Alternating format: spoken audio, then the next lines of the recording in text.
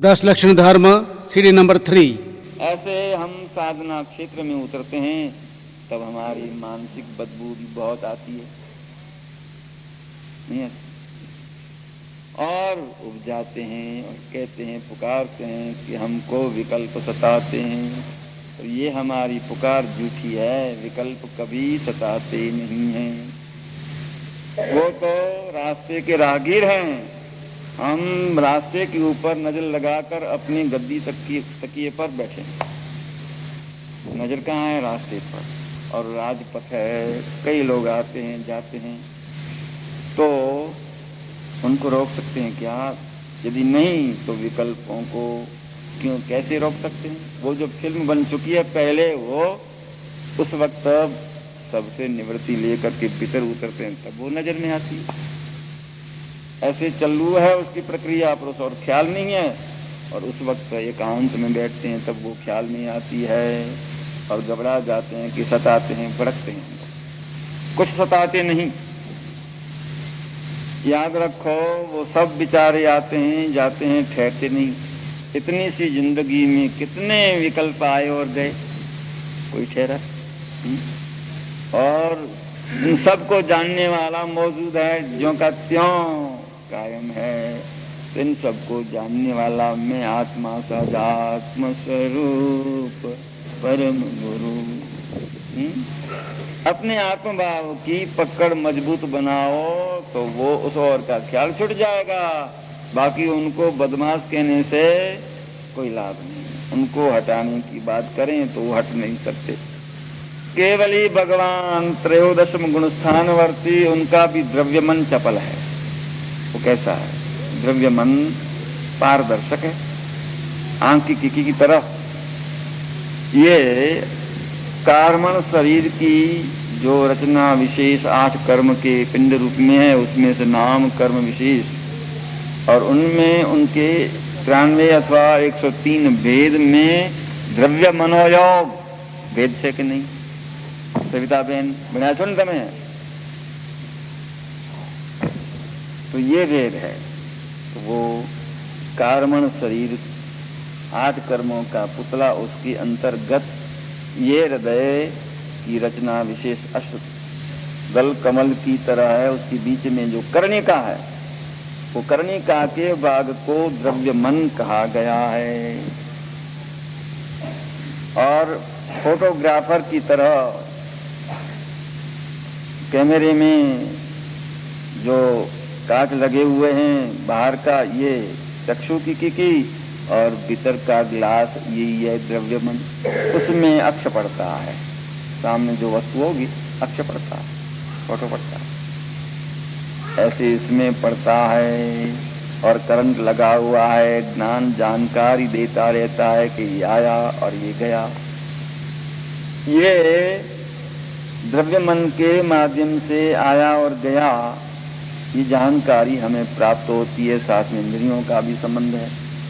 वे जो सर्वज्ञानी हैं उनको अब आवरण हट गए हैं, इसलिए पर 4 कर्म तो बाकी हैं, नाम कर्म आदि अगाती, उनमें ये भी है द्रव्य मन। उसमें आपके विश्व भर का जो कुछ प्रतिबिंब परछाई पड़ती है वो जानते हैं, देखते हैं, पर उसको जानते देखते हुए किसी दृश्य और नियम के प्रति अच्छा बुरा रूप भाव पैदा नहीं होने देती अपनी आत्मा में। इतना ही, वो भाव मन पैदा नहीं होने देती। उनके पास वो मशीनें वापरते हैं पर ये भूल नहीं करती, और हम ये भूल करते रहते हैं कि बहुत खूबसूरत है वो।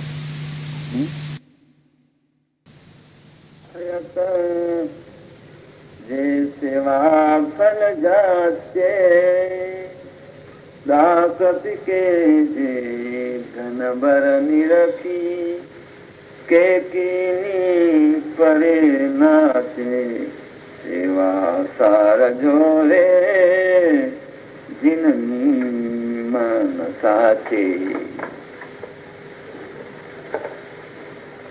ये महापुरुषों ने अपनी अनुभूति को जो व्यक्त की है वो भोले भटकों के लिए संबल है। रास्ते में जो आवश्यकता की पूर्ति हो जाए तो हम कुशल क्षैम पार हो जाते हैं।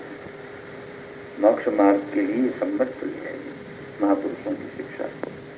उन महापुरुषों की शिक्षा को पकड़ें, केवल महापुरुषों के आकार को न पकड़ें।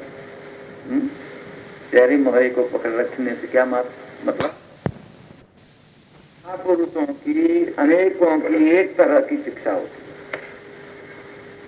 किसी एक महापुरुष की शिक्षा को पकड़ करके अपनी साधना में विकास करें और प्रतिकूलता और अनुकूलता में उब न जाएं। परिस्थितियों को दूर करने के लिए कोशिश न करें, किंतु परिस्थितियों में टिकने की कोशिश करें और न टिका जाए तो बल की याचना करें, पर उनसे सेवा न उठाएं। ऐसी भावना न करें ये भगवान मने बचाओ, ये बात नहीं। कोई सर्वेंट नहीं है को वो बेचारे अपना काम छोड़ करके यहाँ आए हैं और हमारे काम को सफल बनाते हैं। तो ये आशय भक्तों के दिल में और उनके दिल में संभव है जो विनीत है, जो लघु और दीन है, दीनता यानी अर्पणता, जो अपने आप का उत्सर्ग कर चुका है, उनके चरणों चढ़ा चुका है अपने आप को। अहम और महम रूप में जो कुछ हमारे पास है वो सब उनके चरणों चढ़ा चुका है और फिर दास होकर के रहता है। दास भाव अद्भुत भाव है। दास भाव के माध्यम से की हुई भक्ति अहंकार से बचाती है। इसलिए दास के जीवन में देना ही देना है, लेना कुछ नहीं। और वास्तव में अनादिकाल से बहुत कुछ ले रखा है दुनिया वालों से, और जो काम में आए ऐसा कुछ नहीं लिया, पर जो काम में न आए ऐसा ही कुछ संग्रह कर लिया है। इसलिए उसको देना होगा। भगवान तीर्थंकर देव भी साल भर तक ये दान के रूप में क्या दिया, जो लिया था वो सब दे दिया और छुटकारा पाया। ये वार्षिक दान का रहस्य है, वर्षीदान। तो देना ही देना, कोई लेने की आशा से नहीं। और ये कहते हुए कि भाई ये जो कुछ आपको दिया जाता है आप लेते हैं वो भोगनी योग्य नहीं है, त्यागनी योग्य है, याद रख जाओ। और हमें इसकी आवश्यकता नहीं है। यदि आपको आवश्यकता है तो ले जाओ, बाकी आपका उपकार करते हैं ऐसी बात हम नहीं मानते हैं, पर आप हमारा उपकार करें। ये कर्जदारी से छुड़ाने के रूप में जो कुछ आपसे लिया है ले जाओ भाई, आपकी चीज मनमानी। इसलिए इस तरह से ये दान की परिपाटी का रहस्य बतलाया जाता था, वो आज हमने बुला दिया है। आज तो हमारे नाम का बोर्ड लगे तो कितना दान हम दे सकते। अमुक संस्था में अमुक व्यक्तियों को भी एहसान मनाने की बुद्धि से, उनको अपने दबे हुए रखने की बुद्धि से, अपने आप को ऊंचा मानते हुए उनको भिखारी तुल्य देखते हुए देते। वो दान नहीं है, वास्तविक दान, लोभ का त्याग दान है। इसलिए हमारे जीवन में कई बातें जो जटिल समस्या पैदा करती हैं और साधना में बाधक बनती हैं, उनका उकेल होना चाहिए। भाई ये आत्मा के प्रदेश में आसन लगाना है, पर्युषण करना है। पर्युषण का मतलब परिसमता, समस्त प्रकार से चैतन्य प्रदेश में निवास करना, ये रूप कार्य पर्युषण, उसकी सिद्धि करना है। इसके लिए ये सारी गुत्थियां सुलझाई जा रही हैं। ये 10 लक्षण धर्म के नाम से 10 लक्षण पर्व की आराधना का ठेका कोई दिगंबरों के लिए नहीं है, वस्त्रधारियों के लिए भी है कि नहीं है? चाहे श्वेत पहनते हो या और कोई वस्त्रधारी हो, चाहे वस्त्र रहित हो, सबका एक कर्तव्य है। तो आजकल हम पर्वों के मिस से जो लाभ उठाना चाहते हैं वो भी उसमें भी लिमिटेड कंपनी बन गई। ये तो दिगंबरों का है और ये तो सितंबरों का है। तो सितंबरों के विषय में जो अष्टानी का पर्व की आराधना में उपदेश दिया जाता है वो क्या काम का नहीं है दिगंबरों का?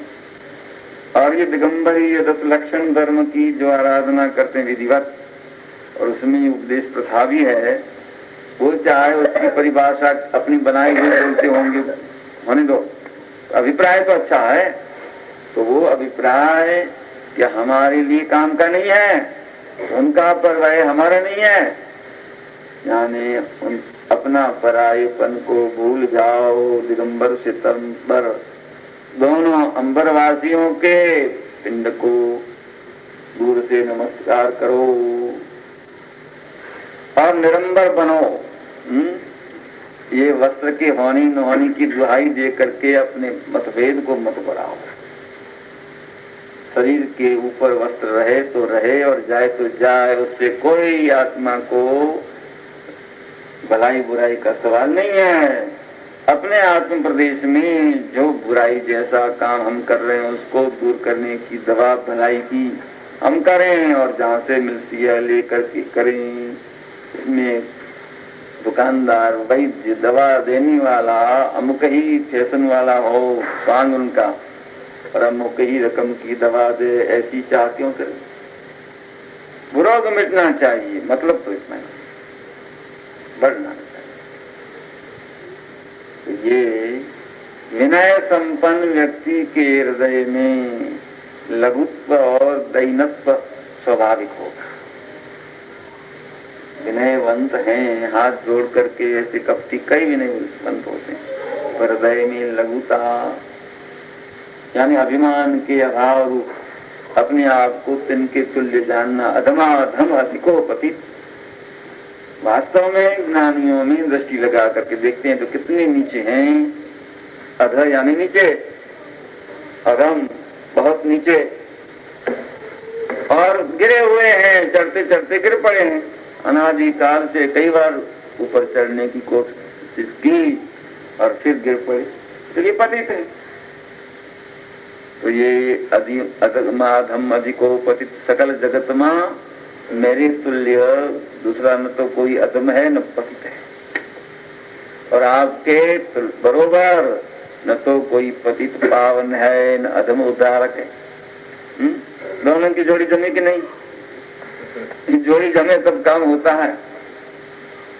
और अपने आप को ऊंचा माने, अच्छा माने, तो उनका उद्धार तो कोई आवश्यक है ही नहीं। तो अधम उद्धारक पतित पावन, वो उनका कर्तव्य तो पतितों को उद्धार करने का है और अपवित्र को पवित्र बनाना है, अधम का उद्धार करना है। नहीं, वो कार्य के लिए आप तो अपने आप को मानते हैं कि मैं तो ऊंचा हूँ, मैं तो होशियार हूँ, मैं तो ज्ञानी हूँ, जानकार हूँ और पवित्र हूँ, पापी नहीं हूँ। तो फिर आशा क्यों रखते हैं भगवान से अपना उद्धार करने की? और क्यों वो उनको व्यर्थ की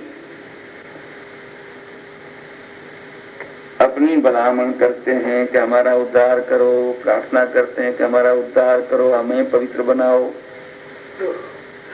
जब तक कि अपनी आंखों से हम अपने आप को अधम और पतित नहीं पाते तब तक विनय गुण का विकास नहीं हुआ, ऐसा समझना होगा। इसलिए दीनता यानी अर्पणता और लघुता यानी अधमाधम अपनी आप की परिस्थिति की स्वीकृति न हो जाए तब तक विनय गुण की पराकाष्ठा नहीं होती, अभिमान शून्य दशा नहीं होती। तब तक हमारे जमीन में चैतन्य प्रदेश में बीज बोने वाले बोएंगे तो भी कड़ी भूमि के कारण भीतर नहीं जाएंगे और ऊपर ऊपर रहेंगे, चिड़िया चुप जाएंगे। इसलिए अपने जीवन में अभिमान का सर्वथा परित्याग करना होगा।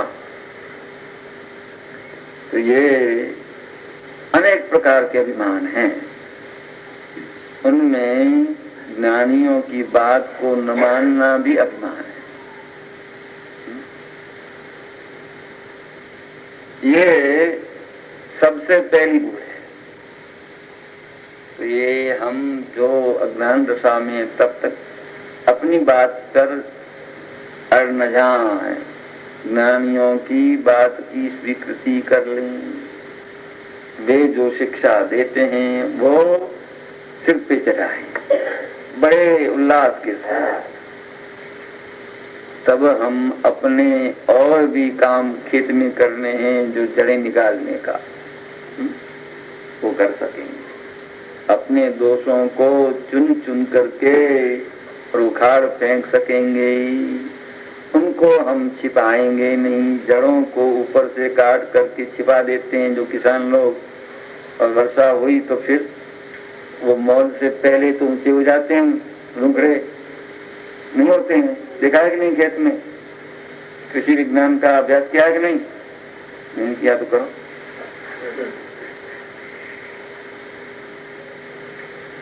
वो तैयार हो जाते हैं रुखड़े, और वो पनपने नहीं देते अनाज को। इसलिए उन जड़ों को छिपाना यानी अपने पैदावार को घटाना है। पैदावार को क्यों घटाएं? बढ़ाएं। अब आजीविका की पूर्ति के रूप में कुछ तो पल्ले पड़ना चाहिए, कुछ दाने तो मिलने चाहिए। इस रूप में ये मायाचारी, ये वक्र दशा, ये कुटिल कूटनीति, ये कपट भाव, ये दंभ परिणाम, और वो भी धर्म की आड़ में जितने चलते हैं उतने व्यवहार के नाते शायद चलते होंगे। धर्म की आड़ में क्या चलता है? दंभाचार। इसलिए तो ज्ञानियों को कहना पड़ा है, द्रव्य क्रिया रुचि जीवन रे भाव धर्म रुचि, उपदेश कपरते हमारे, सो करे जीवन नवीन, ओ चंद्रानन जीन, गच्छ कदाग्रह साचवेरे, माने धर्म कृति, आत्म गुण अकसाय तारे, धर्म न जाने सुदर, और चंद्रानन जीन। धर्म का अंतरंग रहस्य क्या है? आत्मगुण अकसाय था। वो तो कसायों को पढ़ाते हैं, धर्म की दुहाई देते, और ये मेरा हमारा गच्छ, और आप तो हमारे गच्छ के हैं, हमारी क्रिया नहीं करते, दूसरी गच्छ की नहीं करनी चाहिए, वो सब मिथ्याती हैं। देखो अमुक शास्त्र में लिखा है। आप हमारे गच्छवासी हो करके और उधर जाते हैं, बड़े आश्चर्य की बात है। आप उधर जाते हैं और कुछ पर हमारे लिए क्या? आत्मा का कोई गच्छ नहीं है, न कोई संप्रदाय नहीं है, फिर भी गच्छ मत के आग्रहों से अपने आत्मा को बांध लेते हैं और दूसरों को भी बांधते रहते हैं। और कुछ न कुछ थोड़ी शर्म हो आंख में तो पकड़ा देते हैं। तो दूसरों के पास जो कुछ मिलता होगा वो मिलना भी बंद हो गया। इधर तो क्या मिलेगा? गच्छ गदाग्र के पोषण के सिवा और कुछ नहीं मिलेगा। ऐसी परिस्थिति का निर्माण करते हुए धर्म की ध्वजा फहराते हैं, और पेपर में आता है कि इतनी प्रभावना हुई, इतनी तपस्या हुई, इतना धर्म हुआ, हमने चौमासा किया, इतना खर्चा हुआ, और वाह आती है। अपने हाथों लिख करके वहाँ वाह बेचते हैं पेपरों में और अवकाश। आज हम लोग अपनी ओर से ही मान सम्मान की कामनावश जो अपने हाथों न करने के काम हैं वो करने लग गए हैं। ये हालत है हमारी शिकन कथन मारी। कहना पड़ा ज्ञानसार बाबे को, यही जन्म गमायो बेखदर, यही जन्म गमायो बेखदर। संयम करणी सुपने न करणी, संयम करणी सुपने न करणी। साधु नाम गरायो बेखदर, साधु नाम गरायो बेखदर। यही जन्म गमायो बेखदर। तब एक उद्धार पर ज्ञानसार बाबा कोई ग्रस्त आकर के देखे, उस वक्त हम जो क्रिया करते हो तो कछुए की तरह इंद्रिय भोग बता और बाकी मनमानी चलाते हैं। कोई पूछने वाला नहीं है, कोई परीक्षक नहीं है। परीक्षा यदि आ जाए तो पास और नापास का रिजल्ट भी आ जाए, परीक्षा ही नहीं आ जाए।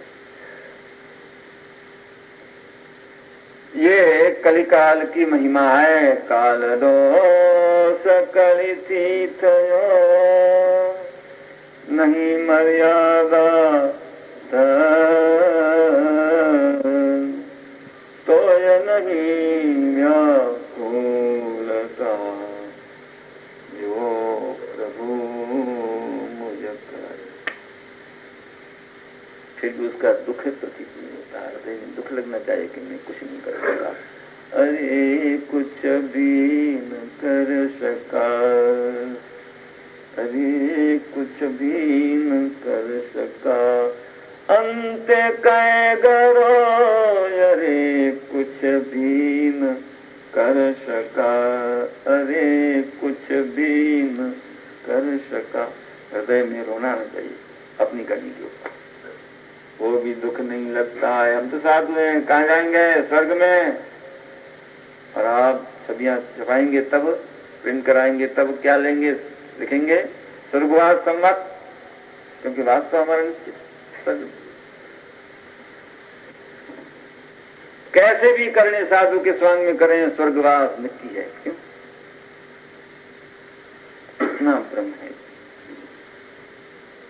ये स्वांग वेशभूषा धारण कर लेना, अमुक प्रकार की बाह्य चेष्टाएं स्वीकार कर लेना, वो करते रहना, इतने मात्र से साधुता का आगमन नहीं होता अथवा साधुता में प्रवेश नहीं होता।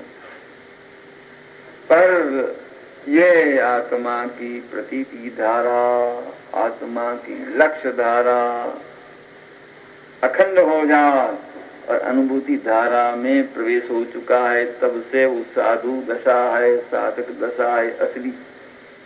और उसकी कीमत है, उसका फल मोक्ष है, केवल ज्ञान और मोक्ष है। अनुभूति धारा को अखंड करते ही केवल ज्ञान होता है और फिर आयु कर्म के समाप्त होने पर मोक्ष होता है।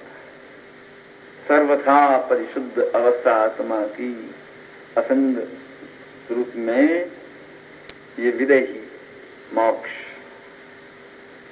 देह रहित अवस्था कायमी।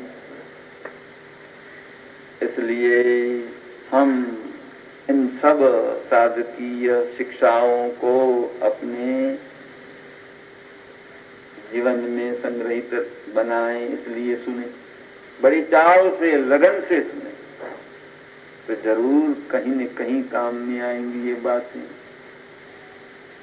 तो हमारे जीवन में ज्ञानियों के प्रति अरुचि न हो, उनके प्रति तिरस्कार वृत्ति कभी स्वप्न में भी पैदा न हो, और अभिमान शून्य हो करके उनके शरण में आज्ञाधीन जीवन बनाए हुए रहें, और फिर अपने दोषों को निकालने के लिए कमर कसें। जड़ से दोषों को उखाड़ने की ताकत तब आएगी उसके बिना, सदगुरु शरण बिना। ऊपर से काट छाट करने की भले ताकत को विकसाओ, पर जड़ें नहीं निकलेगी। ज्यों के त्यों वो जड़ें रहेगी और फिर पनप जाएगी, फिर वृक्षाकार बन करके फल देने लगेगी। इसलिए दंभ परिणाम न रखें। धर्म के नाम से जो दंभ चलता है उसका नाटक तो देखो। धर्म की आड़ में ही हमारे इस देश के पार्टीशन हुए, और कोई आड़ थी, हिंदू और मुस्लिम। और पाकिस्तान बनने के बाद जितनी ये भारतीय परंपरा ने उदारता दिखाई, इतना पाकिस्तानियों ने दिखाई है क्या? जो हिंदू थे उनको रहने देते हैं क्या सुखपूर्वक? निकालते जा रहे हैं, हम अकाल पट्टी कर रहे हैं।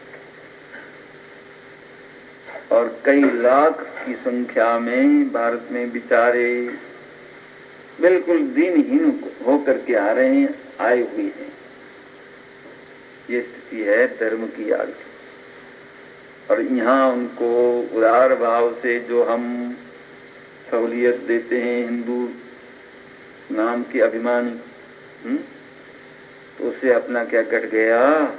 और ये तो मानवता का लक्षण है, वे मनुष्य हैं, अपने तुल्यात्मा है।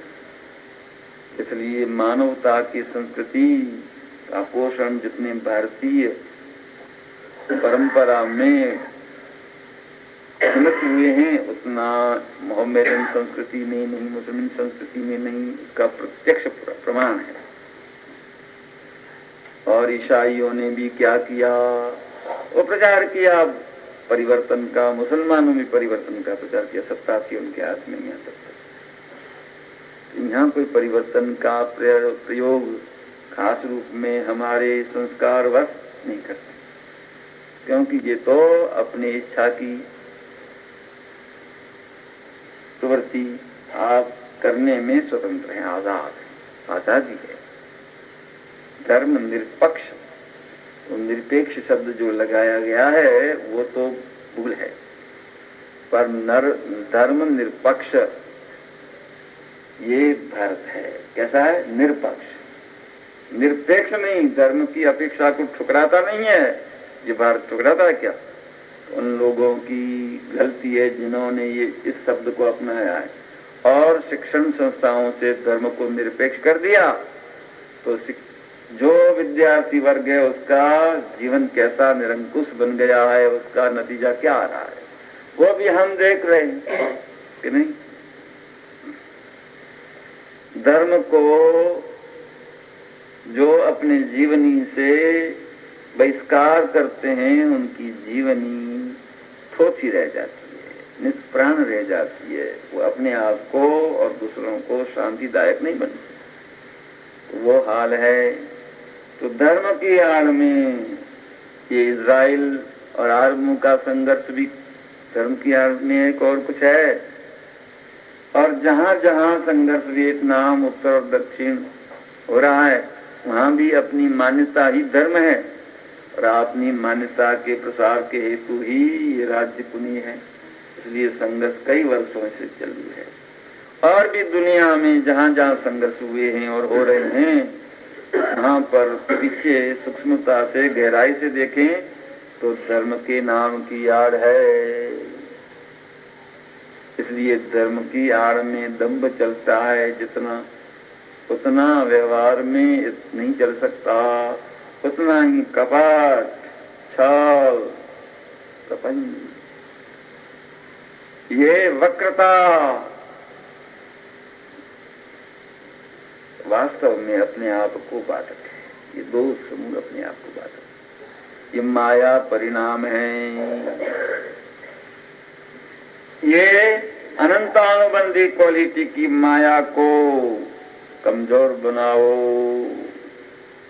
उनकी जड़ें, अपने दोषों की जड़ें उखाड़ उखाड़ करके कमजोर बनाओ। आत्मबल बढ़ाने के लिए, सत्संग प्रेम विकसित करने के लिए अपने जीवन में ये नितांत आवश्यक है। धर्म के नाम से भी माया नहीं होनी चाहिए, ये समझाने के लिए तो भगवान मल्लिनाथ का चरित्र है।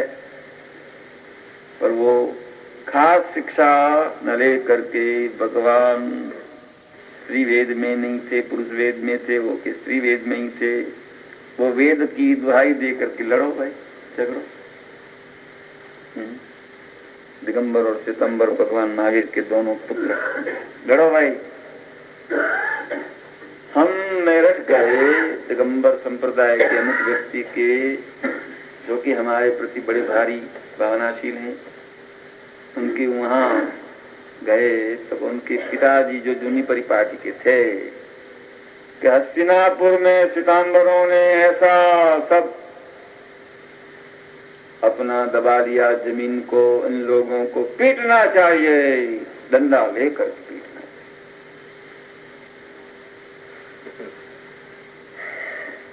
इस तरह से श्वेतांबर जी कहते हैं आचार्यों के मुख से बंबई में जाहिर प्रवचन में, अमुक आचार्य के मुख से शिखर जी का कांड बना तब कि यदि धर्म के और तीर्थ की रक्षा के हेतु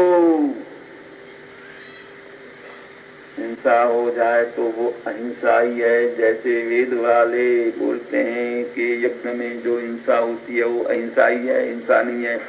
वेद विहिता हिंसा हिंसा न भवति। तो उन वेद के अनुयायी उनमें और हमारे में कोई अंतर नहीं रह गया।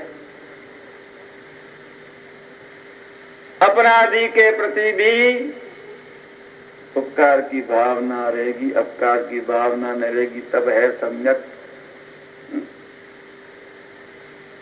चिंतवीय प्रतिकूल, तो अपकारी के प्रति भी प्रतिकूल चिंतन की तो सम्यक नहीं ठहरेगा, वह नहीं है। एक तरफ तो ये पाठ पढ़ाया जाता है और दूसरी तरफ ये ऐलान किया जाता है कि तीर्थ की रक्षा के लिए यदि हिंसा हो जाए तो उसमें अहिंसा ही है। गजब की बात है। ये आचार्यों के मुख से, यहाँ से भी और वहां से ग्रस्त लोग, तो उनके भी गुरु भी वो बात सुने तो उनके भी पावर आ जाता है। फिर आ जाओ सामने, फिर मिट्टी सूट माँ ने खाई हो, आ जाओ मेरे सामने। युद्ध का अखाड़ा बना देते, जो तीर्थ स्थान है उसको युद्ध का अखाड़ा बना देते और झगड़ा पसारते हैं। ये हम भगवान महावीर के सुपुत्र हैं कि कुपुत्र? हमारी हालत कुपुत्रों जैसी है। इसलिए उनमें से हम अपने आप के आगे जो कू है उसको सू बना दें। आचरण द्वारा सुष्ठु आचरण करें। चाहे दुनिया कुछ भी करती रहे, दूसरे भूल करते रहे, इसलिए हम भी क्यों भूल करें? इसलिए अपने आप के आगे जो अभिमान प्रेरक श्वेतंबर अथवा दिगंबर शब्द टाइटल है उसको हटा दें और केवल जैन शब्द रखें तो बहुत है हमारे लिए साहब। श्वेतंबर भी नहीं और दिगंबर भी नहीं, आत्मा आत्मा ही है। राग द्वेष को जीते तब जिन है, और जिन दशा वाला आत्मा है। उसको अंबर से, अंबर होने न होने से, वस्त्र होने न होने से कोई मतलब नहीं। क्या है उसका तो संबंध शरीर से है, आत्मा से नहीं है। वस्त्रों का हम वस्त्रों के पीछे होने न होने के रूप में पहचानते हैं अपने आप को। गजब की बात है। और फिर भी अपने आप को धर्मात्मा कहलाते हुए भी प्यासे के प्यासे जल में मीन पियासी, सुन सुना आवत हासी जल में मीन पियासी। प्यासे रहते, जल में रहते हुए भी प्यासे। गजब की बात। ये समस्या को हल करना है तो भाई अपने आप के उलझनों को जो हमने पैदा की हुई है कुछ ना समझ से, कुछ दूसरों के बहकावे में आकर के जो उलझने पैदा की है उनको दूर कर। और यही पर्व के मिस से सत्संग द्वारा समझने की चेष्टा करें। आराधना तो बाद में होने लग जाएगी, करनी नहीं पड़ेगी। क्यों? ये धर्म होने की चीज है, करने की नहीं। जहाँ करने की वृत्ति है वहाँ कर्म की क्रिया है, और न करने की वृत्ति है वहाँ धर्म की क्रिया है। करना धरना कुछ नहीं है। ज्यों के त्यों बने रहना है, अपने स्वरूप को ज्यों के त्यों स्थिर रखना है, वही तो धर्म है। तो और कुछ है? ये करूं न वो करूं, ये करूं न वो करूं, ये कल्पना इस प्रदेश में नहीं है। धर्म के प्रदेश में ये कल्पनाओं का दर्शन तक नहीं हो सकता। और कल्पना के क्षेत्र में तब तक धर्म के क्षेत्र में प्रवेश तक नहीं होता। तो हम धर्म की आड़ से झगड़ा न करें। उपलक्षण से गुरु की और देव की दुहाई दे करके झगड़ा न करने की प्रतिज्ञा करें। ठीक है ना? उसमें हम मिलेंगे। और देव गुरु धर्म ने जो कुछ हमारे लिए इसकी बातें बताई हैं वो अपने जीवन में उतारने के लिए कमर कस लें, किसी पक्षपात में न पड़ें। और ऐसी शिक्षा जहां से मिलती हो लें। ठीक है? पर अपने दोषों को जब तक छिपाते रहेंगे तब तक कुशलता पूर्वक आगे बढ़ना नहीं होगा। हे परम कृपालु देव, जन्म जरा मरणादि सर्व दुखो अत्यंत क्षय करनारो एवो वितराग पुरुषनो मूल मार्गाप श्रीमदे अनंत कृपा करी मन आप्यो ते अनंत उपकार नो प्रत्युपकार वाणवाऊं सर्वथा असमर्थ छ। वही आप श्रीमद कहीं पढ़ लेवान सर्वथा निष्प्रिय छो। जेती हूँ मन वचन कायान एकाग्रता थी आपना चरणारविंदमा नमस्कार करूँ छू। आपनी परम भक्ति अनवीतराग पुरुष नाम धर्मी उपासना मारा हृदय ने विषे भव परिंद खंड जागृत रहो। इसलू मागू चूते सफल थाओ।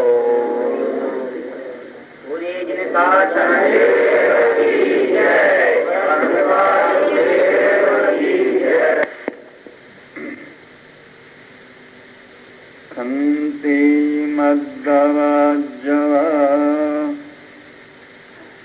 मुक्ति तव संजमे बोधम में सत्यम सोम अकीर्तन जबम भम जयतम।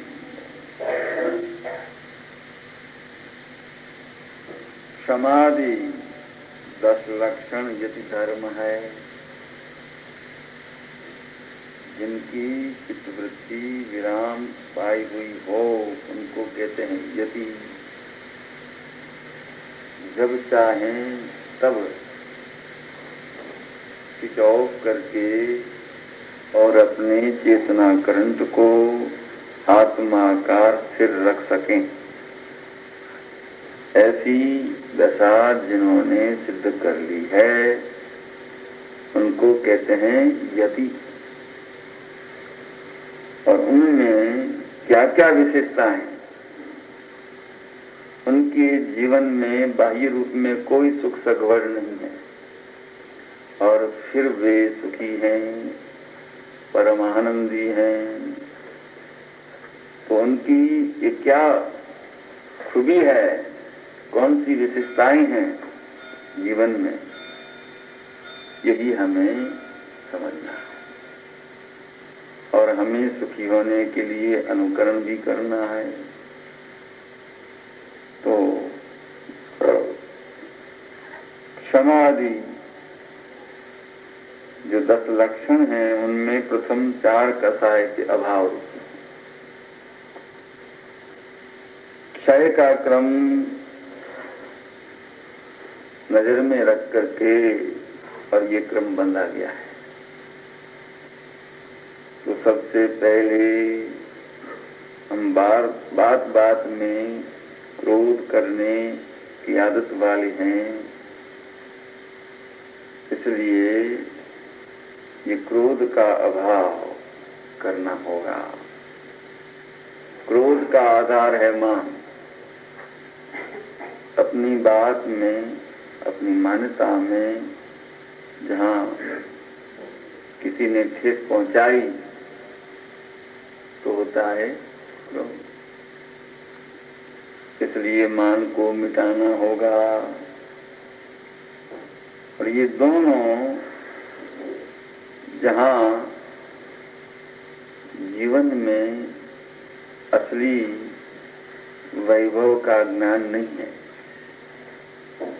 असली धन का परिचय नहीं है, असली सुख का स्वाद नहीं आया है, इसलिए नकली चीजों में, नकली पदार्थों में सुख बुद्धि होने के कारण प्रेम रखते हैं। परिग्रह प्रेम ये संस्कार हैं और इसलिए मायाचारी दंभ छल कपट आदि हैं। इसलिए उसी में फावट होने पर यह अभिमान और क्रोध, ये क्रम है। इसलिए आत्मा को शीतल रखो, त्रिविध तापाग्नि से संतप्त आत्मा को सबसे पहले शीतल रखने की चेष्टा करो। कुछ शांत दशा में रखो, बाद में कुछ सूझेगा कि क्या अपना कर्तव्य है, क्या कर्तव्य है, का विवेक होगा। आग की आंच में उसको भूनते रहेंगे। ऐसी दशा में सुख के विषय में, शांति के विषय में हम कुछ सोचेंगे तो सूझ नहीं मिलेगी, सूझ नहीं मिलेगी, समझ में वो बात नहीं आ सकेगी। क्योंकि परिस्थिति कैसी है, एकदम भीतर आग आग। इसलिए क्षमा भाव को अंगीकार करके और आत्मा को शांत रखो। क्षमा के विषय में दिग्दर्शन कुछ किया गया और मान के अभाव रूप में लघुता, दीनता, ये रूप जो परिणाम, ये परिणाम का टोटल है विनय गुण। जहाँ विनय है वहाँ लघुता, दीनता है। दीनता का अर्थ है अर्पणता। तो जिस वक्त हमें कोई ऐसी मृत्यु के दर्शन दिखाई दे, ऐसी घटना हमारे सामने हमारे लिए आ जाती है और अपनी शक्ति भर प्रयत्न करते हुए भी हम अपने आप को बचाने में असफल सिद्ध होते हैं, तो अपने बल के ऊपर का भी विश्वास हट जाता है। अपनी ओर से हम निर्बल बन जाते हैं, तब वो अभिमान करता है और तब हम जिस अदृश्य शक्ति की सहायता चाहते हैं और वो सहायता के पीछे हमारे संस्कार हों, तब ही वो याद करते हैं। नहीं तो माँ बाप को याद करेंगे और किसी को याद करेंगे, पर वो भगवान याद नहीं आएंगे, ये सद्गुरु याद नहीं आएंगे, वो सद्धर्म याद नहीं आएगा। उस वक्त हम अपने आप के ऊपर जब ये पा लेते हैं कि हम अपनी शक्ति से नहीं बच सकते। द्रौपदी जी के जीवन में भी ये घटना जो घटी है कि अपनी शक्ति दांत के सहारे भी, हाथ के सहारे भी वस्त्रों को जो खींच रहा है उसको अपने बचाने की चेष्टा की, पर निर्बलता पाई कि हम नहीं बचा सकते, तब वो पुकार उठी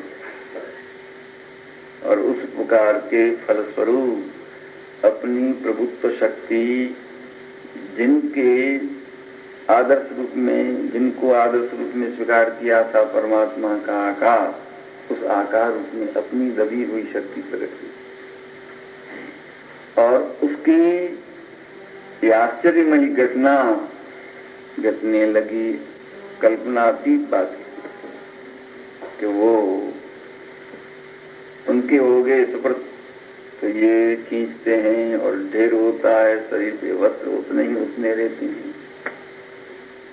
शरीर के ऊपर का वस्त्रों का जितना विस्तार चाहिए उसमें कोई कमी नहीं, और जितना खींचता है उतना ढेर।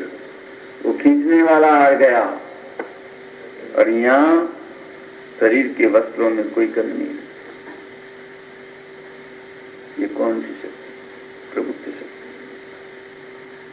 आत्मा के अनंत गुणों के टोटल का नाम प्रभुत्व शक्ति। और ये प्रभुत्व शक्ति बीज सी है, वृक्ष रूप बनाने के लिए ये प्रयोग। बीज रूपा शक्ति को वृक्ष को बनाए तो फल लगे। तो जिनमें वो प्रकट है उनकी छवि में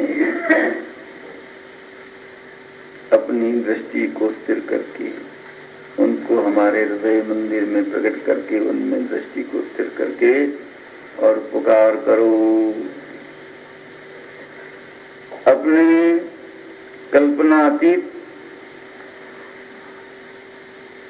ये पुकार हो जाए, करनी नहीं पड़े, हो जाए। और फिर जो घटना घटती है उसको कहते हैं दुनिया चमत्कार। चमत्कार हर कोई नहीं कर सकता। चमत्कार करने की बुद्धि से चमत्कार नहीं हो सकता।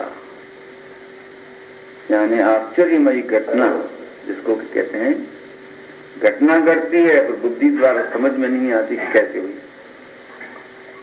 तो ये चमत्कारी घटनाएं जो घटती हैं भक्त के खुद के हृदय में भी होगी, कल्पना न हो और हो जाए। उपकार उस वक्त है दीनता भाव, अथवा उस स्थिति में जिनका प्रवेश नहीं है उनके लिए तो ऐसी घटनाएं जिस वक्त की स्नान करने गए नदी जल के तालाब जल में पैर फिसल गया, गहरे जल में उतर गए, तैरना सीखे नहीं हैं और अपनी शक्ति भर प्रयत्न करते हैं बचने के लिए, पर क्या जवाब मिल जाता है। और फिर यदि संस्कार हैं, टेप रिकॉर्डिंग तैयार है, तो जिस वक्त स्विच दबाएंगे स्टार्ट हो करके वही आ जाएगा। ऐसे धुनी आदमी ने जो धुन द्वारा संस्कार दृढ़ किए, संस्कार करने का तब वो अनुभव। किसी को कहीं करके दिखाओ तो नहीं होगा। उस वक्त वो कोई परिस्थिति का निर्माण नहीं है कि जो वो पुकार उठे। क्यों? वो तो अभिमान गलसा जाए, गर जाए और वो पुकार उठती है। उस वक्त वो लघुता भाव, अपने आप का अधमाधम और पतित जीवन नजर में आता है। और फिर एक ही पुकार बस है, निर्बल के बल।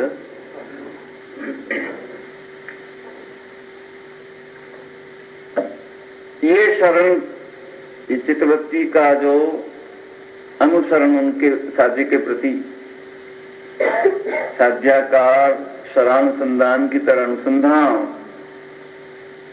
शरण ही सफलता की कुंजी है, निर्बल का बल है, दुखियों की दवा है।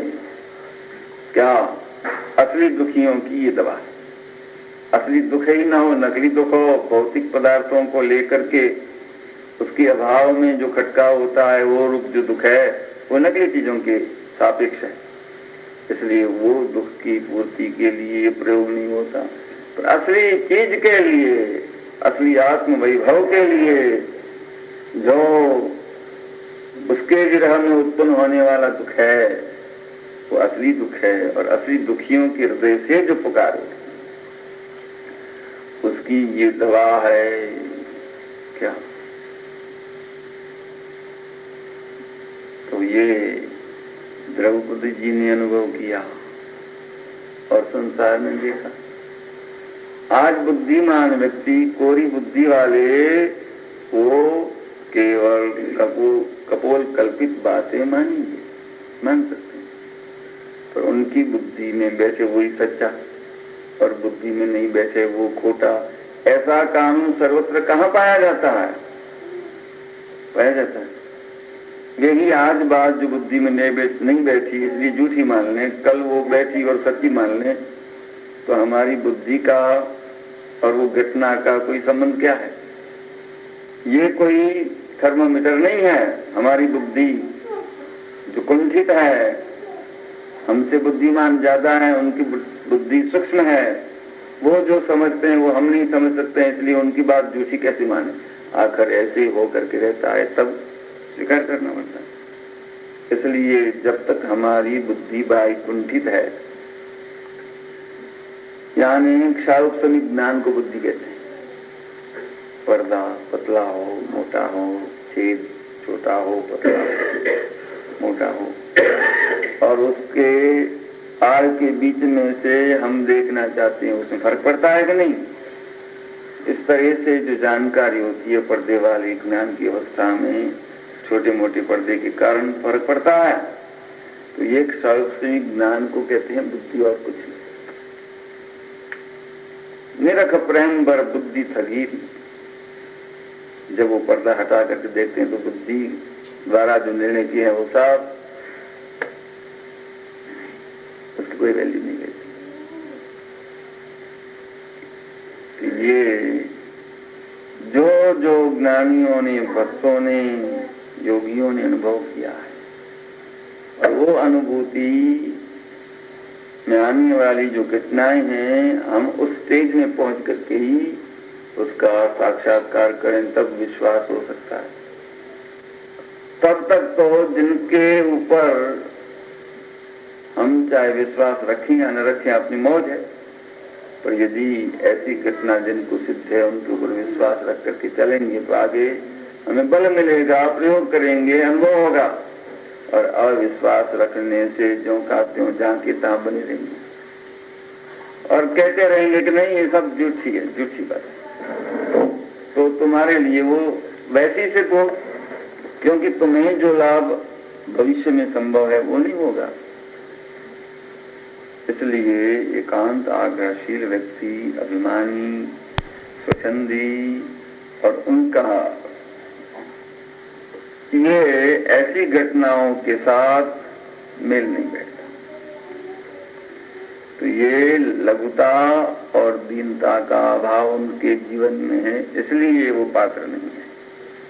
पर जिनको ये विश्वास हो जाता है और फिर जब अपने हृदय में लघुता और दीनता का भाव आ जाता है, तब असली विनय गुण का आविर्भाव होता है, अभिमान ढल जाता है, और बाद में वैसी घटनाओं का अनुभव होने लगता है। प्रसंगवश इच्छा नहीं हो, कल्पना न हो, और घटना घटने वाली हो, ऐसी परिस्थिति में आ जाए, वो घटना घटती। तो सीता जी को अनुभव हुआ तो भी इस तरह से हुआ, जल का आदमी, और मीरा को अनुभव हुआ तो भी यही स्थिति थी, जहर का अमृत हो गया। सांप पुष्पमाल के रूप में वो भी स्थिति वालों के सामने घटना घटी। ऐसे अनेक भक्तों के चरित्रों में ऐसी घटनाओं सुनने को मिलती। चालनी और उसके चालनी को बांधने के लिए धागा कच्चा सूत का एक तरफी बटवाला, और उससे वो पानी निकाला गया कुएं से, और वो चलनी में पानी कैसे आया और धागा कैसे टूटा नहीं, ये जो घटना घटी तो भी उस वक्त वो साधक के हृदय में ये परिणाम धारा थी, इसलिए घटना घटी।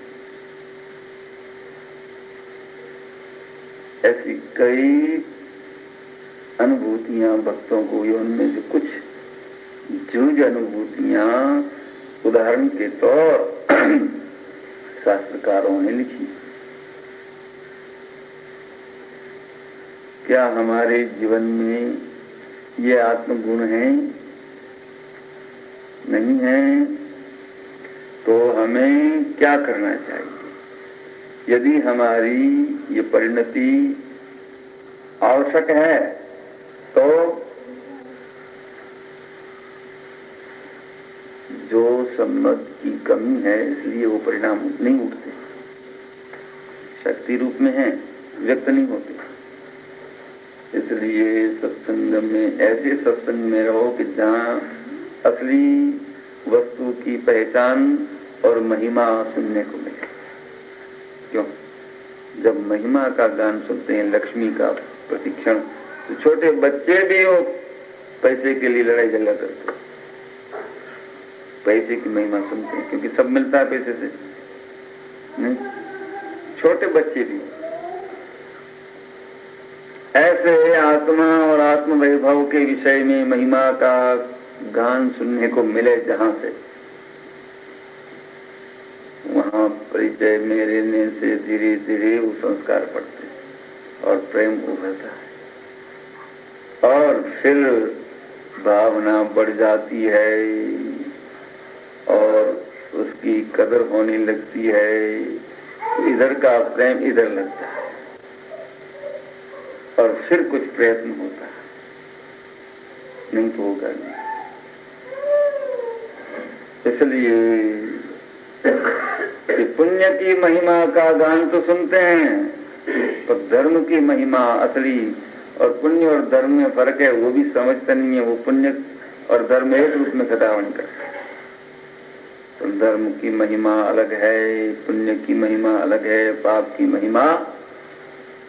पुण्य की महिमा ये बाह्य वैभव, जड़ वैभव, अनुकूल परिस्थितियां, भौतिक, ये सब क्या है कि धर्म करो तो तुम्हें अगले जन्म में ऐसा का सुख मिलेगा, और वो सुख का वर्णन क्या सुनाएंगे? इंद्र जैसा, चक्रवर्ती जैसा राजवैभव, और कुछ वो ख्याल में आए तो उसके सिवा भी कोई सुख है तो मालूम नहीं है। जो सिद्ध भगवान के पास सुख है उसकी बातें धर्म के नाम से सुनाई जाती। धर्म का फल वो सुख है जो सिद्ध भगवान के पास है, कि जहाँ राज वैभव जैसा कुछ नहीं है, देह नहीं है, ये गुणधर्म नहीं है, नौकर चाकर नहीं है, सेठ साहूकार का संबंध नहीं है, सगे संबंधी का संबंध नहीं है, किसी का आश्रय नहीं है, और सुख है, वह धर्म जनित सुख। और वो मन की धरपकड़ का नाम धर्म है,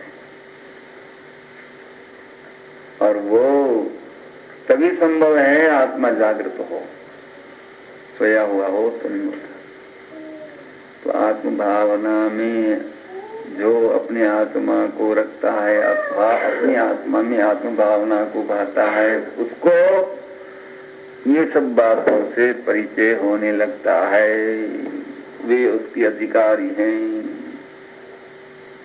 दूसरे नहीं।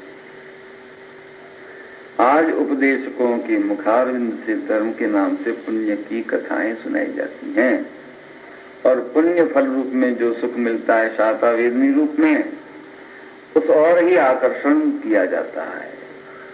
आपकी वृत्ति का अनुसंधान उस और ही होगा। सुनते सुनते भाई चलो इतना पुण्य करें,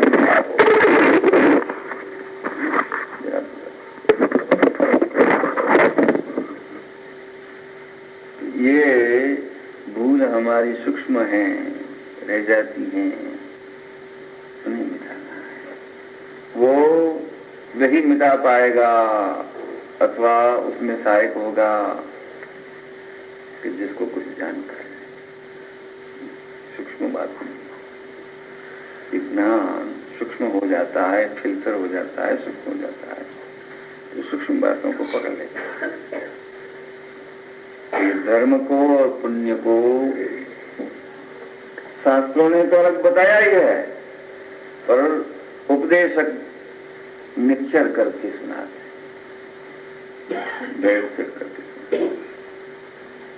और प्योर धर्म की ओर ध्यान खींचा नहीं जाता श्रोताओं का, क्वचित विरल।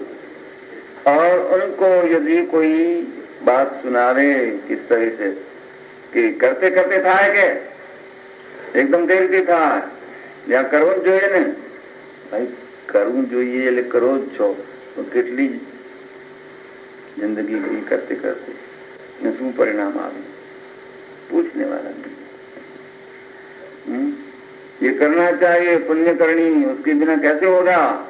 उपदेशक लोग के साथ सामने ये बातें होती हैं, तो ये इस तरह से बातें करके आखिर अपनी बात को पकड़े रखते हैं, ग्रहण नहीं करते, क्योंकि करते करते होगा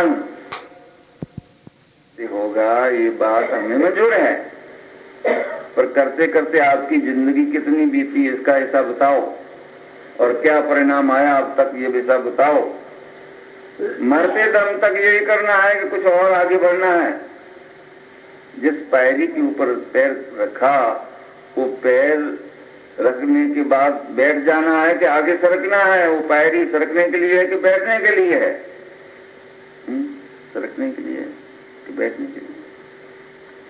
तो जिस क्षण में आपने जो प्रयोग अपनाया और जिस पायरी पे कदम रखी, उससे अगली पायरी के विषय में कुछ कौश है कि नहीं, उसको स्वीकार किया कभी? श्रावक क्या और साधु क्या, बस उसी स्टेज में जो रोज करते हैं उससे तथ्य मत नहीं होते हैं। देखा? तो सरकने के लिए जो प्रेरणा है उसको ठुकरा करके वो चिपकने के लिए ही वो बातें बनाते रहते। ऐसे उपदेशक की स्थिति हो तो पीछे अनुयायी वर्ग की क्या कथा। इसलिए यार अनुभव मार्ग से हम लाखों को दूर निकल गए। आत्म अनुभव रस कथा प्याला पिया न जाए, मत वाला तो दही परे निमता परे पचाए। मत वाला तो दही परे वहां पड़ी जाए। मत पंथ ना आग्रही हो, मत वाला छकेला। आत्म अनुभव रस कथा प्याला उनसे पिया नहीं जाता। जो निमता हो, मताग्रही न हो और सत्य की खोज में ही अपनी शक्ति लगाने वाले हों और निर्दोष सुख निर्दोष आनंद योग गमे त्याथी भले ये दिव्य शक्तिमान जैसी जंजीरें थी निकले ऐसी भावना वाले हों, वो परे पचाए, वो पचा सकते हैं। अनुभव रस कथा, अनुभव रस कथा सुनने के बाद वो भड़क जाते हैं। इसका हो नहीं सकता, ये झूठी बातें हम नहीं मान सकते, और वहां ही अनंतानुबंधी कषाय का दर्शन होने लगता। कोई प्रयोजन बिना ही वहां लाली आ जाएगी, अभिमान से वो बात बोलने लग जाएंगी और वो कहेंगे तो अपनी बात जो सामने जो सही बात है उसको सुनेंगे नहीं और अपनी दोहराते रहेंगे और मायाचारी करेंगी। और वही प्रेम है जो असत वस्तुओं के और साधनों के प्रति है, वही प्रेम बना देगा। सत का प्रेम जागृत नहीं होगा। ये स्थिति हमारे उपदेशक वर्ग के और अनुयायी वर्ग के सामने कई बार देखी गई है और कोई आकर्षण था नहीं दुनिया का। तो अनुभूति धारा से उतर कर लक्ष्य धारा में आना, केवल ज्ञान के पुरुषार्थ को गौण करके और देह की व्यवस्था तंत्र में पढ़ना, छठा गुंठाना है। पर लक्ष्य धाराएं नहीं, प्रतीत धारा नहीं और छठा साता मान्य। इस मान्यता का कोई वैल्यू नहीं है। दशा का फल है, मान्यता का फल नहीं है। समझ लिया? मैं मान लूं कि मैं करोड़पति हूं और फूटी कौड़ी की तो है ही नहीं। करोड़पति मान्यता करने से हमारी तिजोरी तर हो जाएगी। और जिनके पास है और कोई दुनिया कह के नहीं नहीं जाओ, हनुमान जी के पास इतने पैसे नहीं है, 5 लाख की आसामी कह देती है ये। नहीं, कितने लाख की? 5 लाख की? नहीं नहीं, कौन कहे 5 लाख रुपए इनके पास? तो हम नहीं मानेंगे तो तिजोरी खाली हो जाएगी। क्यों साहब, कितने जमा किए?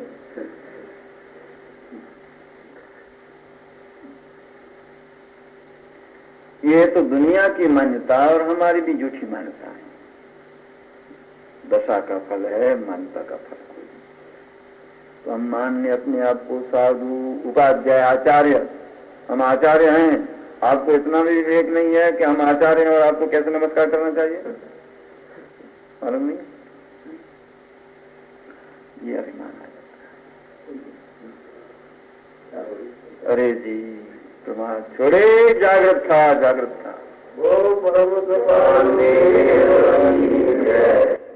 अनादिकाल जो हम भटक रहे हैं उसका मुख्य कारण लोग और लोग का कर्मों का परिग्रह प्रेम, परिग्रह प्रेम ये अनंतानुबंधी लोग का लक्ष्य है। और परिग्रहित वस्तुओं के ऊपर आत्मप्रतीति पूर्वक देखभाल की जिम्मेदारी को निभाना संसार में तो निवृत्ति काल में भी लक्ष्य को न दें, ऐसी स्थिति वाले हों तब वो अप्रत्याख्यानी लोग, प्रत्याख्यानी लोग। और फिर लक्ष्य धारा अंतर मुहूर्त काल के लिए सद गई और सर्वथा नहीं सद सके। ऐसी स्थिति में जो ये कषाय भाग लोभ का काम कर रहा है वो प्रत्याख्यानी क्रोध और फिर संज्वलन क्रोध, संज्वलन लोभ। संज्वलन लोभ चतुर्थ संग की जवाबदारी, उसके प्रति का जो प्रेम है वो भी मिट जाए, केवल आत्मा में वो प्रेम स्थिर हो जाए, तब वो संज्वलन का त्याग कित्तीकरण प्रयोग द्वारा होता है। इसलिए इस प्रकार से हमें लोभ संस्कार यावत त्यागी अवस्था आचार्य पद पर्यंत भी चतुर्थ संग की जवाबदारी जब तक है तब तक वो काम नहीं बनता। वो छोड़ करके पहले जिन कल्प साधना में प्रवेश करने वाले प्रवेश करते थे, एकाकी, किसी के साथ लेना देना नहीं, अपने देह के विषय में भी बेफिक्र और दुनिया के विषय में भी बेफिक्र।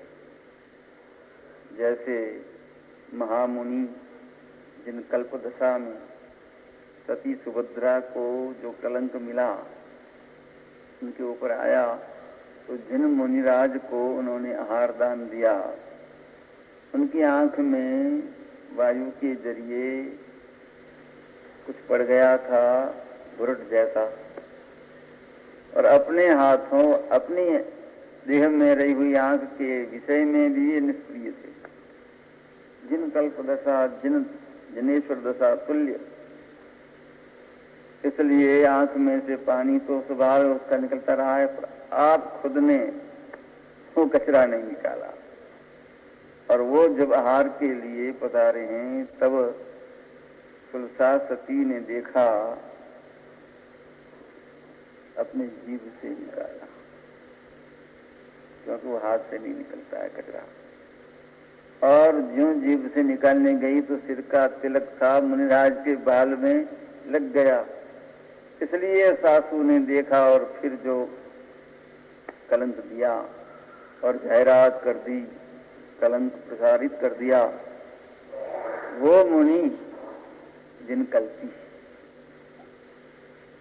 अपने देह की भी परवाह नहीं करते, ऐसे सवीर कल्पी मुनि भी आखिर ये अपना सारा जीवन का सार है समाधि मरण, समाधि पूर्वक शरीर छोड़ना। तो समाधि पूर्वक शरीर छोड़ने के हेतु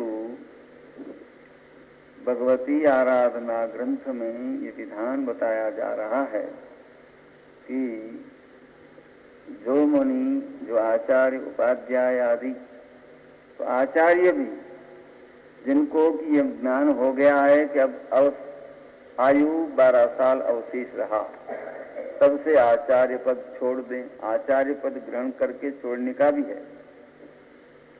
चतुर्थ संघ की जवाबदारी ग्रहण की और आयु मर्यादा 12 साल की रही तब छोड़ दें, दूसरे को सुकृत कर दें आचार्य पद, और अपने जिस समुदाय में रहते हैं शिष्य परंपरा के बीच उसका भी परित्याग कर दें और सामान्य मुनि बन जाएं और दूसरे आचार्यों के पास सामान्य मुनि होकर के जाएं और प्रार्थना करें कि भगवान मुझे समाधि मरण में सहायता आप दे सकेंगे। वे आचार्य अपने शिष्यों से पूछे कि ये अमुक आचार्य आचार्य पद का परित्याग करके समाधि मरण के लिए वो सामान्य साधक जीवन को अपना करके केवल साधना में रहे, उसका नाम साधना। वो साधना में रह करके समाधि मरण के लिए अपनी मदद चाहते हैं, क्या हम दे सकेंगे? सारा समुदाय यदि हाँ कहे तो हाँ कहें, क्योंकि अंतकाल में उनके परिणाम धारा को सुरक्षित रखना कोई आसान नहीं है। व्याधि का तीव्र उदय हो जाए, बेहोश बन जाए, फिर रात्रि को ही मांगे लाओ पानी, खाने का लाओ।